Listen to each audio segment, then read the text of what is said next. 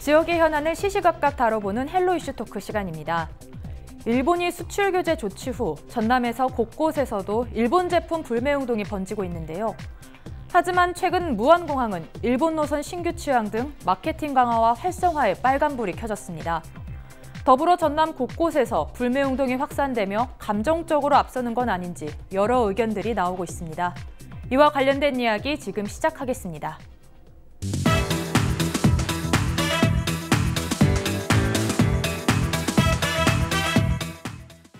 네, 전남 곳곳에서도 일본 제품 불매 운동이 일어나고 있는데요. 지금 어떻습니까? 분위기가 좀? 많은 분들이 언론을 통해서 한일 간의 그 무역 갈등, 그러니까 일본의 일방적인 경제 보복 조치죠. 이거에 대해서 충분히 인식하고 있습니다만은 지금 이 시점에서 사실적인 확인이 필요할 것 같습니다. 요즘에 그 유행한 팩트 체크가 지금 필요한 부분인데요. 사실 간단합니다. 작년 10월 30일 날 우리나라 대법원에서 일제강점기의 강제징용 피해자들에게 그 배상을 해야 된다는 그런 그 판결이 나왔던 겁니다. 중요한 것은 우리나라는 상권 분립이 뚜렷합니다. 그러니까 입법부, 사법부, 행정부, 아무리 대통령이라고 해도 사법부의 대표적인 대법원의 판결을 무효화시킬 수는 없는 거거든요. 근데 일본은 그 대법원의 강제징용에 대한 배상 판결을 원점으로 돌려라, 무효화시켜라고 하는 거거든요. 그래서 우리 정부는 처음에는 그러면 일본 그 정부에게 우리 정부, 그 다음에 일본 전범기업 미쓰비시 중공업이 대표적이죠. 그리고 일본 정부 이렇게 국가와 개인 기업이 공동으로 피해 배상을 하자라고 일본 측이 요구를 했죠. 일본이 무슨 얘기냐, 안 된다. 그래서 우리나라 정부가 우리 정부가 다시 양보를 해서 그러면 일본 정부는 배제하고 우리 정부하고 일본의 전범 기업하고 공동으로 피해 보상을 해주면 어떻겠냐라고 일본에 제의를 했는데 이런 지하에 거절을 했습니다. 일본은 말 그대로 무효화시키자고 하는 거거든요. 사실 만약에 우리나라가 힘이 셌다면 뭐 있을 수도 없는 겁니다. 그래서 지난 7월 1일 날 우리나라 핵심 산업이라고 할 수 있는 반도체 산업에 필요한 에칭가스, 뭐 불화수소라고 얘기를 하죠. 왜 그 세 가지 핵심 소재 품목에 대해서 수출 규제 품목으로 해서 지금 제안을 하고 있는데요. 이번에 그 경제 보복과 관련해서 무역 보복과 관련해서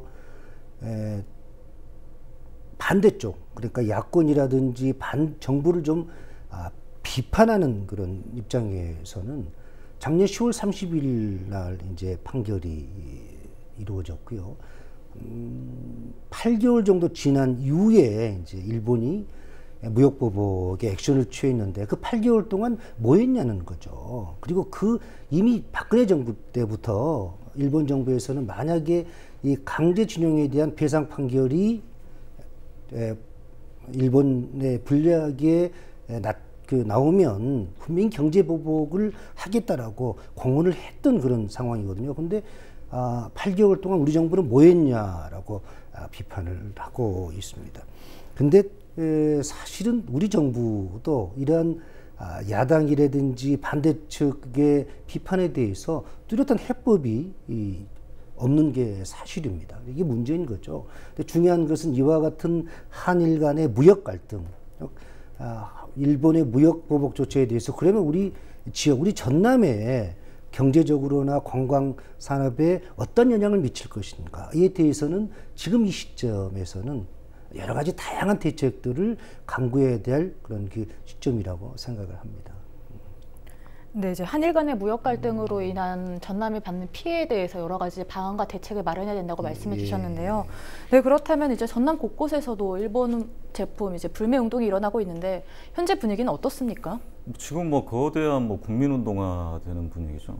최근에 한 17일인가요? 그 여론조사 결과를 보니까 우리 국민 55%가 현재 이제 불매 운동에 참여를 하고 있고 또 앞으로 불매운동에 참여하겠다라는 비율이 약 70% 가까이 되고 있는 상황입니다.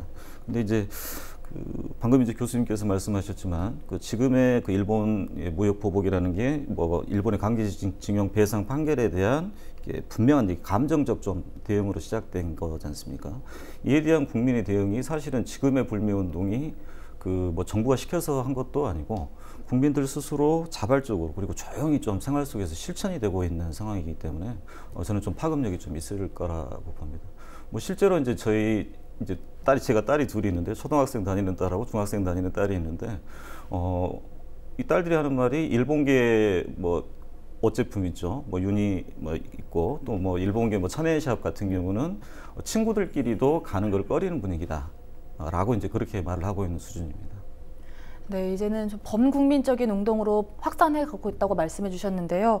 네, 그렇다면은 일본 경제 보복으로 인해 전남 관광에 좀 미치는 영향이 있을 것 같은데 어떻게 보십니까? 관광에 있어서는 이제 뭐 물론 이제 뒤에 이제 얘기하겠습니다만 뭐 무안공항과 이제 여행업계에 조금 영향이 있을 것으로 이제 보입니다. 이제 무안공항 같은 경우는 최근에 이제 엄청나게 급성장을 했거든요. 한 1년 새 한 167% 정도 국제선 여객 이용자 수가. 근데 이제 이 중에서 이제 일본 관광객의 비율이 약 정확하게 한 33% 정도 됩니다. 근데 이 여행객들이 이제 지금 이제 노선들을 이제 빠르게 이제 돌리게 되겠고요. 당연히 이제 여행업계도 그것과 관련된 타격들이 좀 있을 거라고 봅니다. 네, 이제 방금 전에 말씀하신 것처럼 무안공항 좀 이 부분에 대해서도 이야기를 나눠봐야 할 것 같은데요. 예. 전남에서는 무안공항에 조금 피해를 입지 않을까요?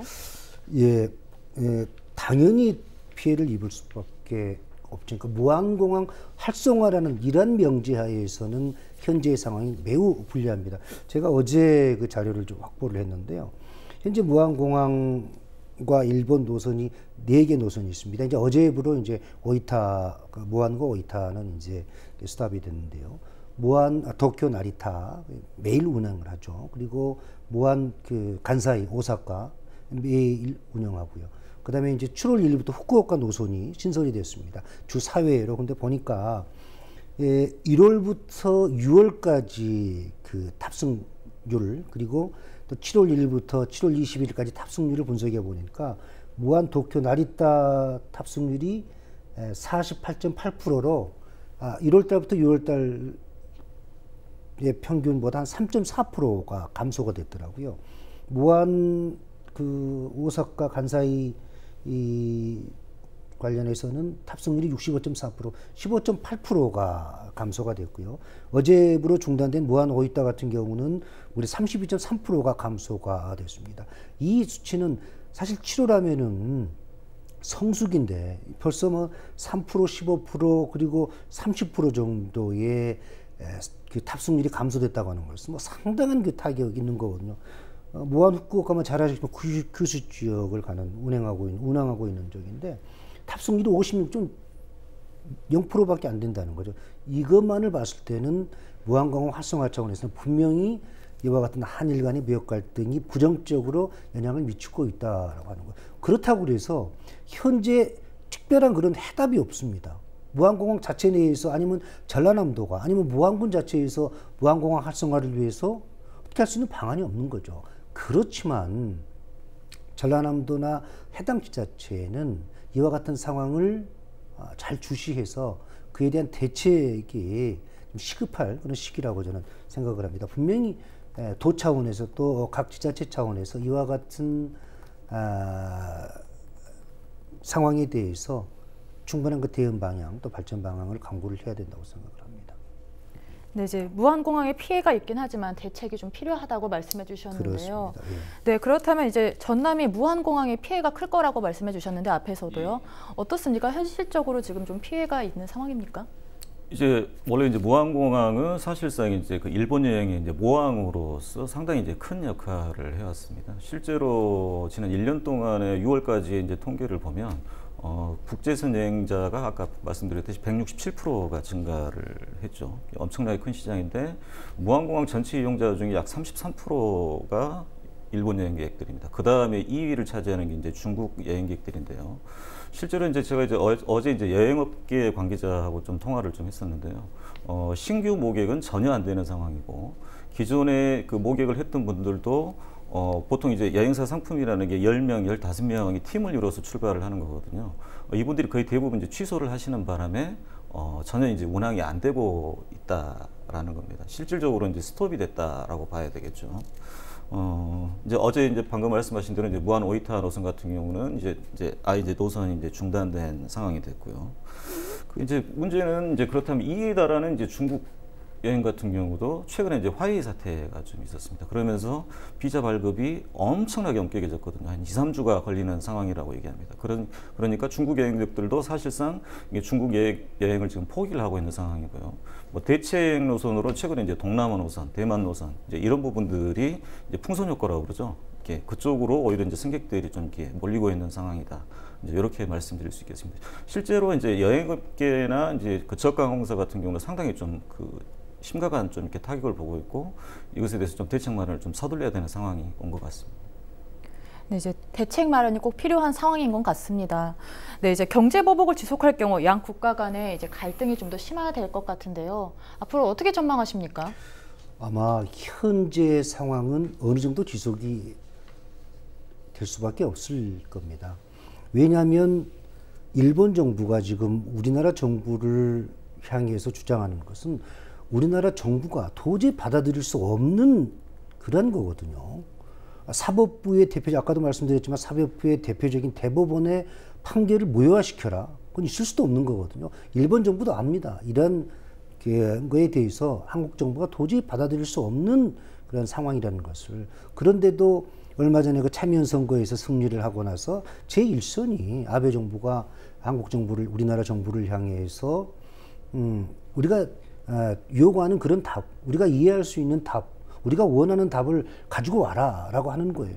답은 없거든요. 그러면 이와 같은 상황이 아마 어느 정도 지속이 될 겁니다. 근데 국제사회에서 이 경제의 힘이라고 하는 것은 어느 일방으로 쏠리게 되어 있습니다. 우리나라 같은 경우는 일본과 비교를 하면요, 경제 규모라든지 인구에 비해서 한 3배 정도 차이가 나거든요. 물론 구매력 부분에서는 뭐 거의 비슷하다고 그러는데요. 그렇게 따지면은 일본과 우리나라가 계속해서 경제적인 그런 갈등이 지속된다고 하면 결국은 약자인 우리가 손해일 수밖에 없습니다. 그렇지만 청와대나 정부나 또 여권에서 이렇게 정말 강하게 밀어붙지 않습니까?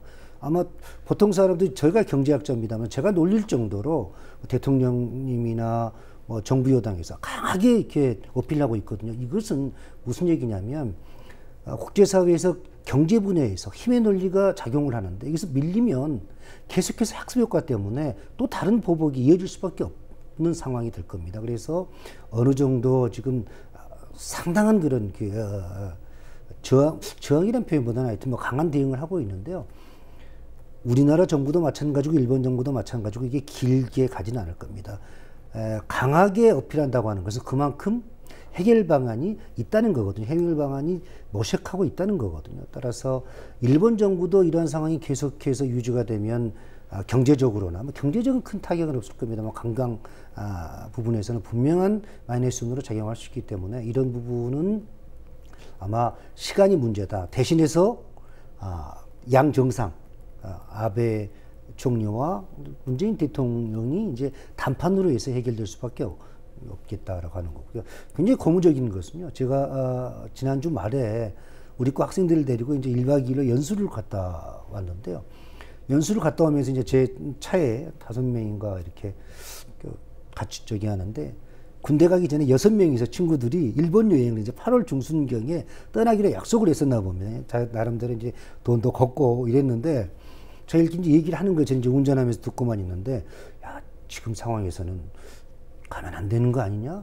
어떤 친구가 얘기하니까 다 그게 동조하는 거예요. 당연히 그래야지. 그래서 국내 여행으로 이렇게 좀 돌리자. 그래서 제가 듣고 있고, 그래, 잘했다. 정말 잘한 결정이다라고 얘기를 했습니다만은, 우리 젊은이들이 지금 많이 일본 여행을 가고 가거든요. 물론 나이 드신 분도 많이 가지만 벌써 우리 젊은이들이 기성세대 못지않게 깨어 있습니다.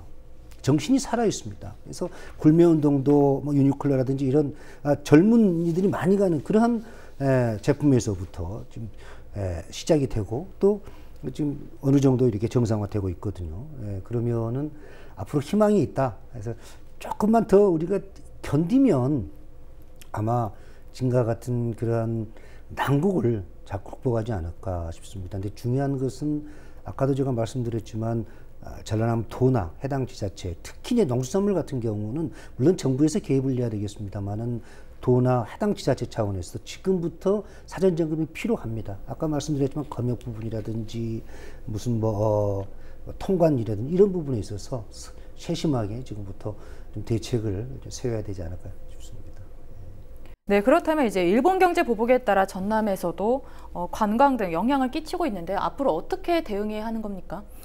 일단 그 전체적으로 이제 뭐 전남이 피해를 볼 수 있는 부분이 이제 공산품과 이게 농수산물 부분으로 좀 나눠서 봐야 될 것 같은데요. 전체적으로 전남 수출에서 이제 일본이 차지하는 비용이 한 10.7% 정도가 됩니다. 이 중에서 공산품 같은 경우는 한 8.1% 정도에 해당이 되는데요. 8.1% 중에서 거의 대부분을 차지하는 게 이제 저희 전남의 이제 지금 현재의 주력 산업인 철강과 석유화학 제품입니다.